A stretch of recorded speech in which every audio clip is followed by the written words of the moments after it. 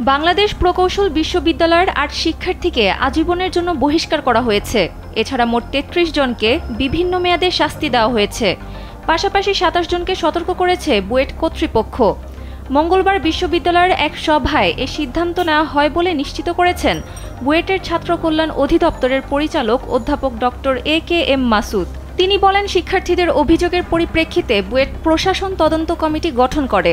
তদন্ত কমিটি ৪১টি মিটিং করে। এছাড়া ডিসিপ্লিনারি কমিটি আরও ৭টি বৈঠক করে।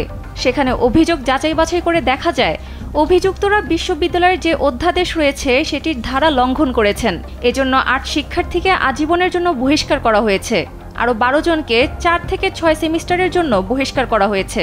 তাদের সাজা মঙ্গলবার থেকে কার্যকর হচ্ছে। এ.কে.এম. মাসুদ আরও বলেন, ৬ জনকে ২ সেমিস্টারের জন্য বহিষ্কার করা হয়েছে। তবে এই ৬ জনের বহিষ্কারাদেশ এখন স্থগিত আছে।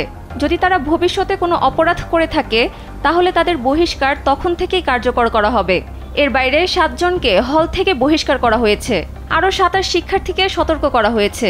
এছাড়া শাস্তিপ্রাপ্তদের চিঠি দিয়ে অবহিত করা হয়েছে বলেও উল্লেখ করেন তিনি। বিশ্ববিদ্যালয়ের একটি সূত্র জানায়, শাস্তি পাওয়া শিক্ষার্থীদের একটি বড় অংশ নিষিদ্ধ সংগঠন ছাত্রলীগের রাজনীতির সঙ্গে জড়িত ছিল।